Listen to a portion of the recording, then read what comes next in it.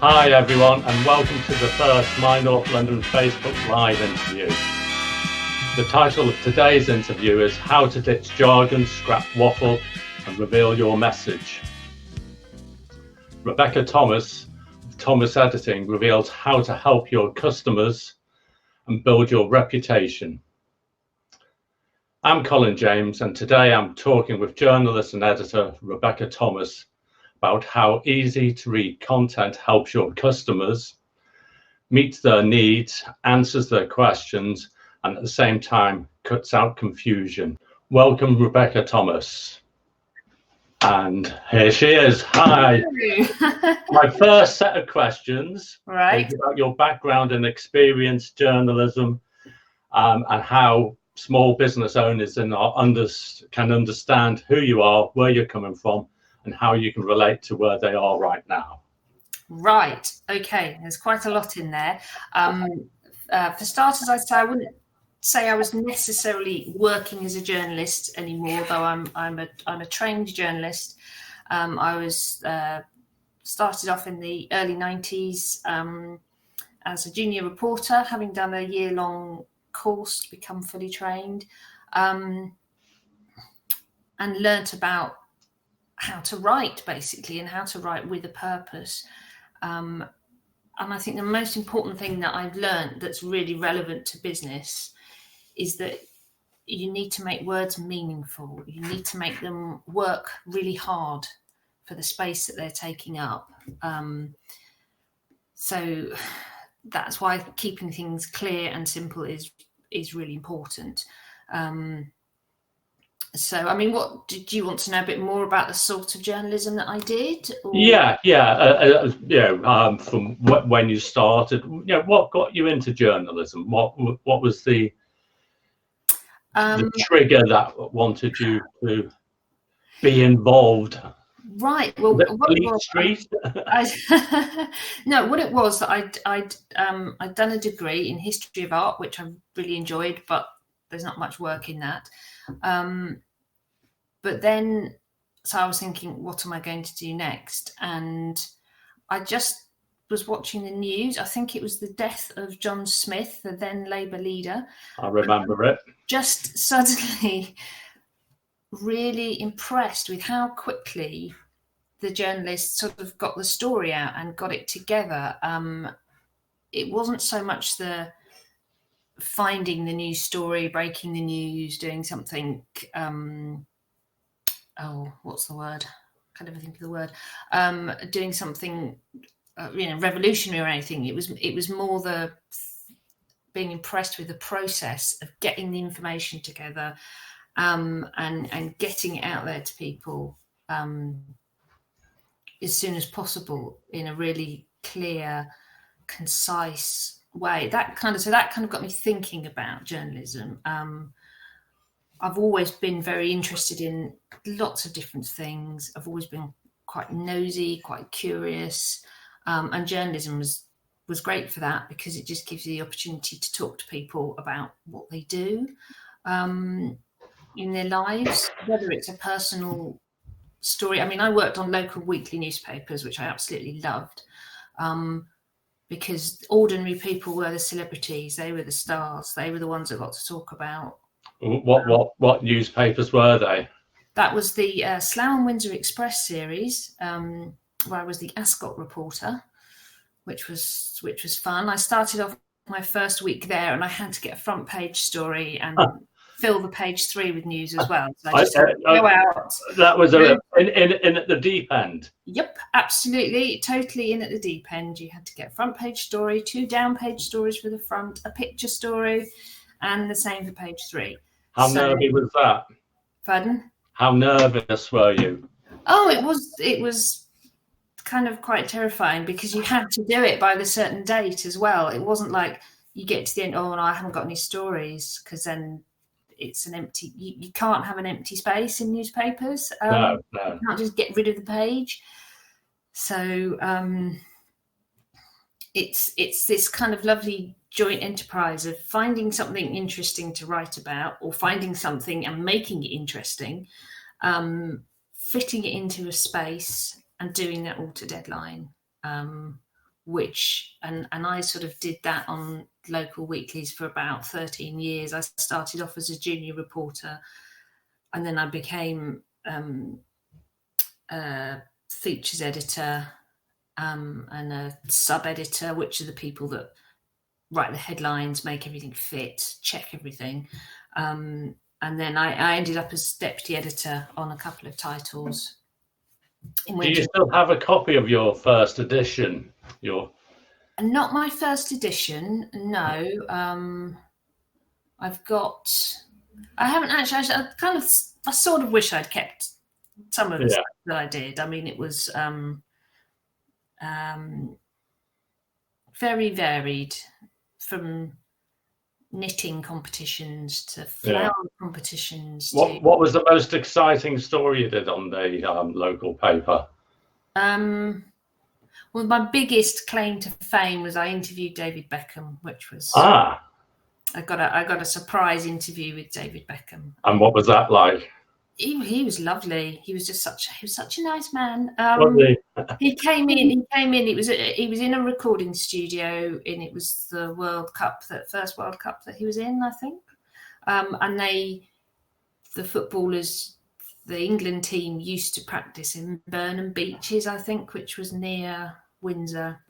And anyway, he was coming to the recording studio that I knew about to do some radio bits, and he just came through the door and he said, "Oh, hello, my name's David and this is Victoria." So Victoria, now Beckham, was there as well. So I kind of got 10 minutes to ask him some not very, I don't know, I didn't know anything about football at the time, so but he was, but I did covered some murders, did some kind of campaigning work on road accidents, cycling accidents, all sorts of things. And what I liked to do was stuff where everybody would say, well, that's too complicated to explain properly. I liked to cover issues that people thought were a bit detailed or ploddy. Do you think this is where you developed your passion and skill in clarity? Yes, I think so. I think it was for me, it was always sort of thinking, oh, this is important information. We need to try and make sure people read this, that it's easy to read and it's interesting. And it's just got something about it that will make people go, oh yes, I'm interested in that. It's quite worthy. I'm quite a worthy soul in that respect. I think important, it's something I kind of say now on my website, is that, let's make your important stuff easy to read. Not necessarily we're amazing, this is beautiful, sort of gossipy stuff. It's before you started, were you given any formal training by the publishers, or did they say go out and write about something? Yeah, I mean, I did. I was really fortunate. I actually did a year's course with the NCTJ. I don't think they do full years now, which is the National Council for Training of Journalists. And you do a year, which is like every day starts with an hour of shorthand, because you have to get 100 words a minute shorthand. Otherwise, you don't pass the course. I have my own version of shorthand. Right. And I never remember what it was after a meeting. I think, oh, what the hell does that mean? Yeah, so I envy you. Yeah, my shorthand isn't so great. I just managed to pass it, but it was good. But then we did public affairs, we did law, sort of as it pertained to journalism, of which there's quite a lot. And then we were in groups. Well, we were all different newspaper names. We were the Star Group, I think. And so we were in groups of sort of 15 of us. And we had sort of former journalists were our tutors, and they just used to set us tasks. We used to have to go to the police to get stuff from the police or councils, or write stuff. We did a thing where we all had to do theatre reviews, and then did a thing where we all had to do sports reviews, all sorts of projects. And then we had exams in law and public affairs, but then you'd get a press release, and you'd have to turn the press release into a story. You'd have to come up with all the questions you'd ask at a press conference. You'd have to explain how you would build a story as well. So it was all the different elements that you need to know to be a responsible journalist, really. So yes, I think, and I needed that training, and I benefited from it, and it was really good fun, actually. I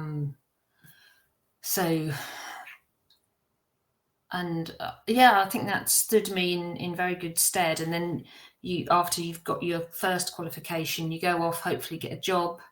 Then after a year as a trainee reporter, you go back, do more exams, and if you pass those, you then become a senior.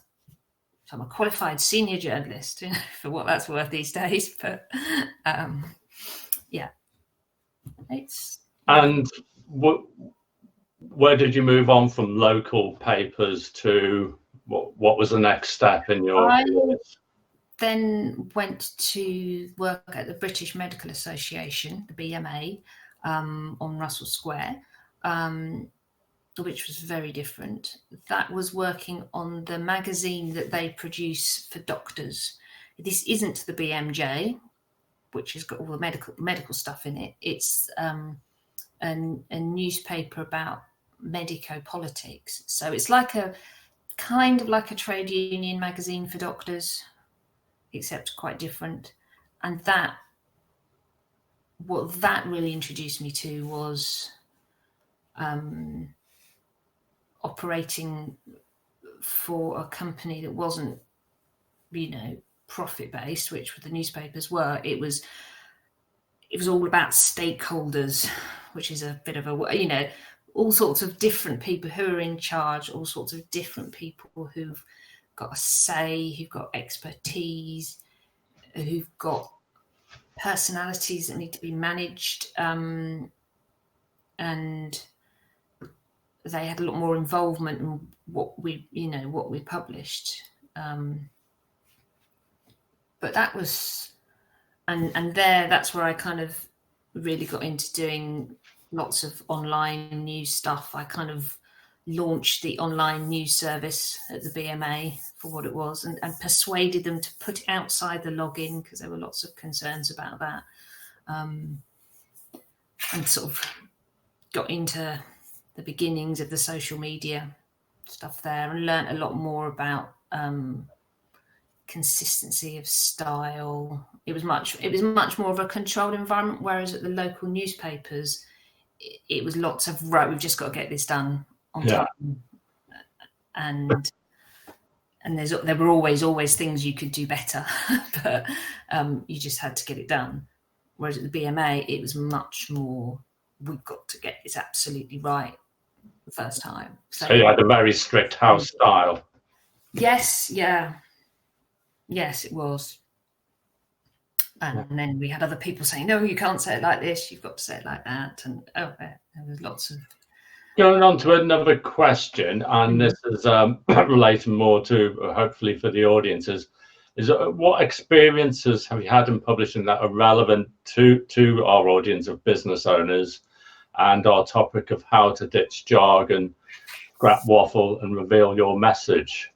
Right. Well, I left BMA about 4 years ago, I think now. And I've been working for myself ever since with my business, Thomas Editing. And I've had a big variety of customers, actually. You're moving the screens around. You're confusing me. I'm watching myself, you see. I just have to give you a plug there. You're popping out my logo. Yes, clarity, simplicity, and trust. That's what I do. Right. Yes. What experiences have I had? A lot. I mean, I've had one customer, which was kind of a retail website, and they basically needed help with spelling and basic grammar around their products, just because that wasn't where their skills lay. And I was able to improve the standard across the board, make that, consistent across the board for them. This is where my mind goes blank and I can't remember any of my customers, my lovely customers. I've sort of rewritten websites for a customer who was a counsellor, back to work counsellor. I rewrote her website, reduced the word count by quite a lot, and got her message across more clearly. Well, when you've gone into websites or printed materials, what do you look at first? Do you think they've spent 3 paragraphs saying something that they could say in 1 sentence, or or something that I don't understand what they're saying, and they're not telling me what to do, because people, especially online, need to know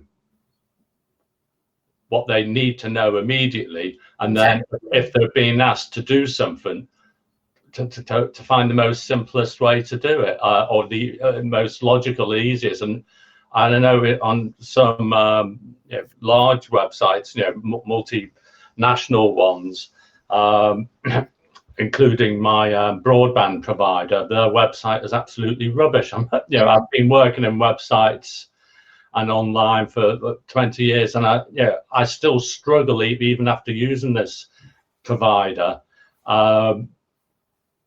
where to go next. And it's confusing, it's frustrating.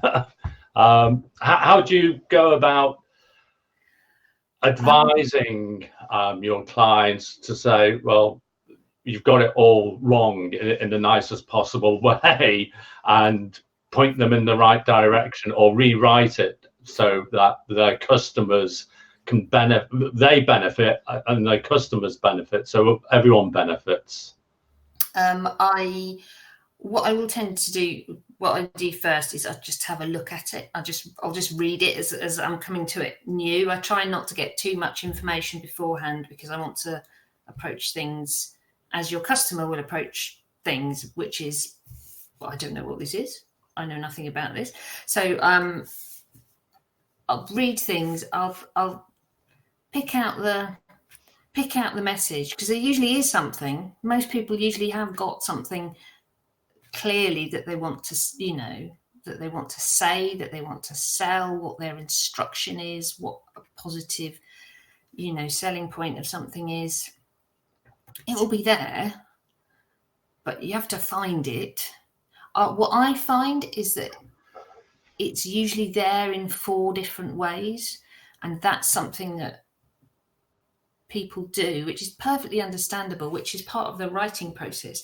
Is that you'll write something and you think, oh, I think I can say it a bit better. So you come at it from another angle, and you come at it from another angle, and you put them all in.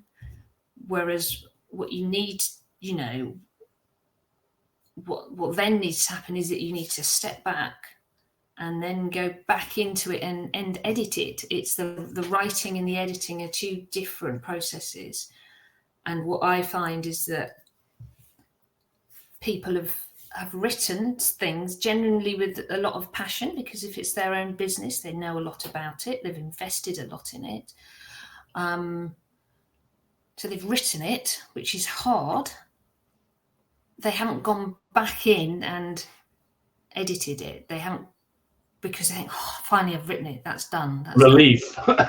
Yeah, the relief. Exactly. It's a relief. But then to take it to the more polished level, if you want to use that word, you need to go back into it and edit it and look at it and say, okay, does that actually mean, those 2 sentences mean the same thing? I'm trying to do the same thing. I've just got to pick one of them, the one I like best, or the one that read best.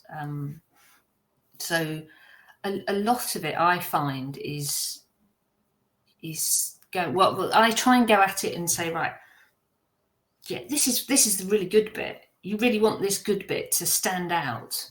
So we just need to get rid of some of the other stuff that isn't.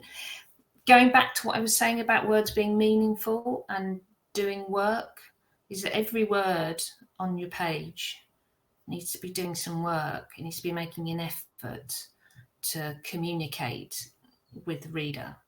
You can't just be using space, Yeah, filling space up. Filling space up, For a small business or local business owner, an entrepreneur, what advice, if they've got an existing website or they're about to produce some marketing material, whatever, if it's existing, what would you say to them? Besides, look at what you've got. What would you say? Say 3 main points of getting the message across, what they need to do in once they've read the copy, and how to make it better. Okay, I think really first off, do a spell check. That's always good. Do you find many spelling mistakes and without naming names? It really varies. Most people have got some spelling or grammar issue that they're not totally on top on. I've got them. There are some words I always have to look up because I can't remember how to spell them. That's what dictionaries are for. Yeah. It's not about being able to get all of it right. It's being able to think, oh yeah, I know that I get my I's and E's the wrong way around, or my there and there, I get those mixed up. It's being aware that that's something that you do, and so when you read it, you think, right, I'm going to look out for those little swines. I'm going to get them, and I'm going Is that a technical term? Little swine. Yeah. They've got lives of their own. These words, you see, they're gang up on you if you're not careful. But so yeah, basic spell check and read. Just read it in that way, and then use simple words. Simple and more powerful. If you can go through and change words. So let's think of some examples, like don't say perceive, say see.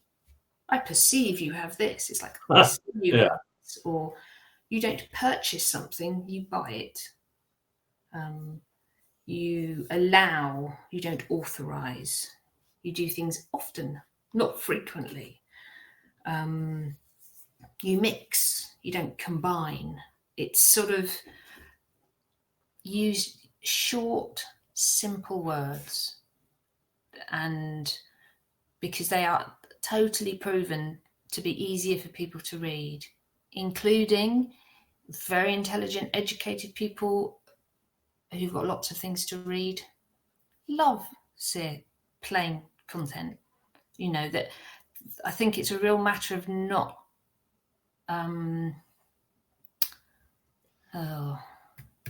lost my train of thought. Not trying to, write as you would speak, I think, is the thing. Use simple, ordinary. Don't try and be too clever. Exactly. Don't try and be too clever. I'm being too clever about saying don't be too clever. Don't be too clever. Don't be too clever. Don't sound like a bank statement or a will, or feel as though for your terms and conditions you have to go into therefores and wherefores, and you don't. Yeah, I know when I years ago wrote anything, I sounded like a civil servant. Yeah. It was terrible. And I think so just going through a piece of writing, something, on your homepage or on your about page or something, and just check the words and think, oh, what's the easy, that's what thesauruses are good for as well. Is, what's the easy basic. What word would an 8-year-old child use? So it's keeping it simple. Use that. Simple. Yeah. Make Clarity, it clear. simplicity, trust.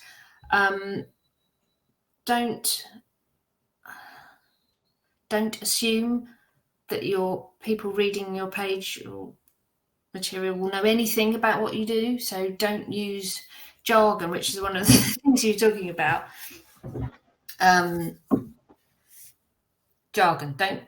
Don't assume that people know what something means. If you work in a particular trade and you have, particular tools, or you do things to roofs or stairs or walls or computers or anything like that, if you use any terminology, explain it.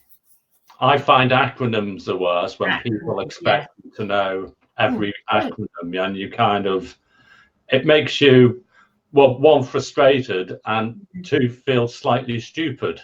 Yeah, exactly. People, it's and it's so, and don't get, while you don't want the stuff to be too long, it's worth having words in if they're explaining something. Again, back to the meaningful words. If you need to put in 3 extra words to spell something out, do it. Yeah, so don't assume, going back to assumptions, don't assume people are going to know what you know. No. And if people do know it, they'll just read the acronym and they won't bother reading the explanation. They'll just jump over it. So don't, you're not being patronising. Don't make assumptions. Just tell people. It's respectful. I think that's the thing as well. You need to be respectful to your readers. Okay, that's brilliant. I'll have to bear all that in mind. Another question. What advice you wish someone had shared with you about the published word when first starting out? And why is this so valuable? I don't know, actually. Let me think. That there aren't actually, that most of the rules that you're told aren't really rules. They're people's opinions of what rules are, and they change. And you don't need to get upset. Excuse me, that's my phone. I remember to switch mine off. There you go. Sorry. It's okay. It's live, so it's live. Proving it's live there. Yeah. Just waiting for the cats. Unless you recorded that earlier. No. Right. Where was I? What? That's right. Rules. That exactly. That. I was shocked once when I was taught at school never start a sentence with and. And in the Times or the Guardian, something, years ago, I saw a sentence started with and I was shocked. I went back to my primary school days when Miss Mountain, who had a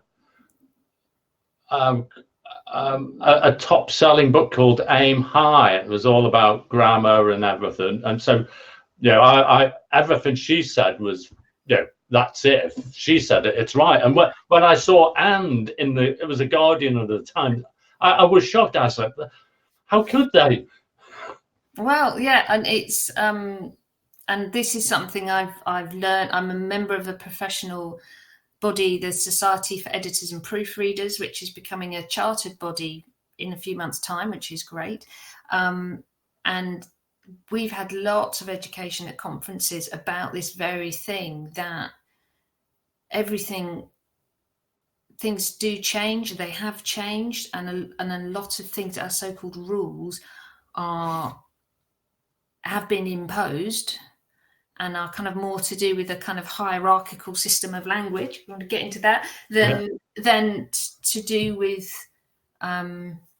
communication and making things clear and easy and enjoyable for people to read, which is what editors are for, and how we can help, along with writers to help businesses get their messages across. So I think it's interesting you talk about remembering your teacher, is thinking it'd be great if people didn't think, I'm no good at English, and carrying that weight of their teachers in that respect. Because we're not in primary school anymore. It's all right. You can speak perfectly good English. And so you can write perfectly good English as well. If people aren't confident in writing or grammar, spelling, etc., are there any tools, websites, or apps that you know of that may be of help to them? And if you can't think of any off your top of your head, let me know later and I'll put them in the Facebook page. There are links. I know I use Grammarly, which is a pop-up, and that has saved me a few times when you went back to there, and there. Because I really hate it when I see on social media and people spell, when they're talking about their experience and they spell it wrong. I get really annoyed. And then I'll be typing something and Grammarly will come up and I'll see that I've done it. And I'm shocked. It's slipped through. I do. I've learned. How did you allow that? Are you stupid or something? But it does happen. It happens all the time. Because everything you read has been edited. All newspapers and books have been edited. You don't get to see all the mistakes that professional writers make all the time. Mistakes. It's just language. I would recommend people having a look at Content Design London for they're wonderful for. Is that a website or? That's a website as a place to start. Definitely, we can share some information about this. There's an app called Perfect It. I haven't heard of that. Which is better, which isn't a spell checker, it's like a consistency checker, and it will ask you, how do you want to spell this word? You spelt it in 2 different ways. What it will do is it will go through your document and pull up inconsistencies within the document and ask you, which one of these do you prefer? And you can also set it to look out for things. So if you commonly make a mistake, you can get it to pull those out of the document and say, okay, is this how you meant to spell it here? Is this the right usage here? That Perfect It is a very good. It doesn't come up with a speech bubble saying, how many times have I told you? No, it's very kind. that I find that very helpful. There's a good app called Readability as well. If you want to work out how easy your words are to read, it gives you all sorts of scores. I mean, it's all algorithms and stuff, but it's very useful, especially if you haven't got someone else to check what you've written, to see, okay, yep, this is coming up as incredibly difficult to read, and you can make changes and bring the score down, and that more people are going to be able to read this more quickly, which is what you want, because that's how you sell things. Make it easy for people, I would say. Okay. So if you can send me those links, I'll put them on the Facebook page. And let's see, I've got some more questions. I'm just trying to find them. Even though I think you've answered most of them already, but one single piece of advice every small business and entrepreneur needs to know when it comes to publishing or writing. Let's say writing. Writing, what the words they use. I would say that's a kind of a state of mind, is to don't think about yourself, think about them, how your customer is coming to your website. We've talked about why you shouldn't assume that they understand stuff, but you should assume, you should imagine that they are really busy, in a really bad mood. They might be wrestling with a small child. They might have picked up the wrong glasses, so they can't read properly. They might not have English as their as their first language. They might be really upset about something. They might have some disability that you're not aware of, and they don't even know what they're looking for. They've got some problem that they need to solve, and they've landed on your website hoping you might be able to help them. So because it's frustrating when you get to a website, you've Googled something, and you get to the website and you scroll down page after page, and you still can't find what you're looking for. What do you want me to do? Help! Yeah. I've got this emergency, and it leaves a bad taste. Yeah, it does, and it's what you. If you do your very best to be as clear and simple and trustworthy as you can be, then that person who's got the little kid, who's got the wrong glasses, who's in a really bad mood, will go, oh, thank goodness for that. Oh, these people want to help me.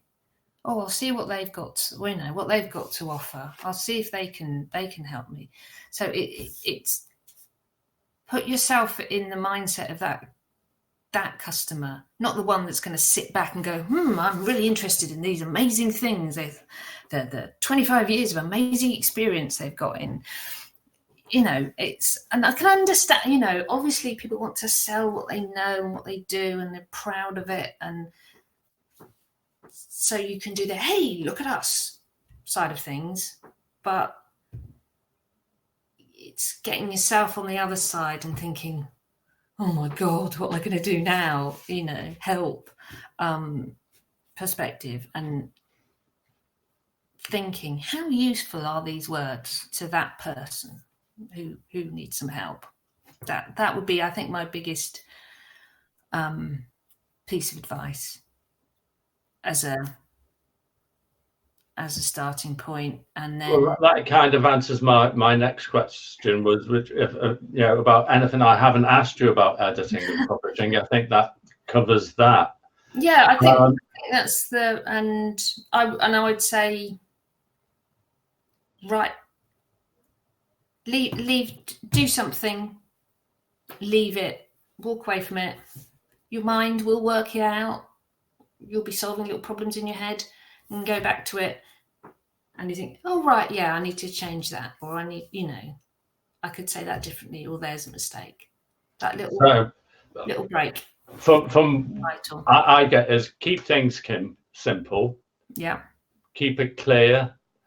And would you say, once you've written something, pass it on to not a stranger, onto someone who's not familiar with it? Yeah. And say, does this make sense? Or, what do you think? And then work out any problems that they may arise then. Yeah. A critical friend, though, because I've found that strangers don't want to help. Strangers, but not people who want to say, oh, yes, that's really good, because they don't want to upset you, so not too much of an, someone will be prepared to tell you, no, that doesn't really work for me, even though they know you've spent ages doing it. So you've got to have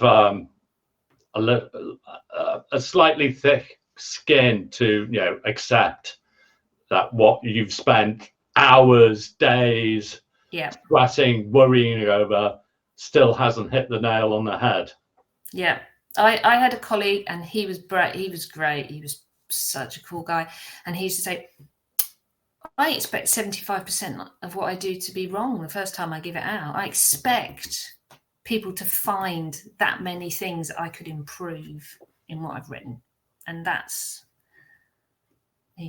that's humility, to be able to do that. And that's a professional journalist. He was a professional. He worked he was more in the sort of marketing design side of things, but producing written documents, not journalism, but written. Yeah, so there was less ego. A professional though. So we've all got hope. Local business owners, entrepreneurs, as a professional. 75% expected it to be of his work to be wrong. So I think not even wrong, but could be better. It could be improved, because that's how the process kind of works, and it takes a bit of time as well. It's it takes time. Okay, Rebecca, thank you very much. A great interview. I'm sure everyone in our audience have got a pile of value from tips, advice. I know I have. I hope so. And hopefully it will help any business owners, entrepreneurs get their message out with clarity, simplicity, and trust. Absolutely. Put your logo in there to show it again. Clarity, simplicity, and trust. Yes, that's great. Thank you. Again, I appreciate the time you've taken out this morning to talk to me and talk to my North London Facebook viewers. It's been great. I've really enjoyed it, and maybe we'll have to speak again one day about how we can help small businesses and how to ditch jargon, scrap waffle, and reveal your message. Indeed. Please, everyone, visit Rebecca's website. The address is down here. Yes, here it's coming now. Faster. Thomas Editing, thomasediting.co.uk. Always get my finger wrong. Here we go. Yeah, and I'd like to thank LB Videos for lending me all the technical equipment and their bandwidth, etc. And I wish you all a great day, and thank you again, Rebecca. Thank you. My pleasure. Bye, everybody. Thank you very much. Bye-bye.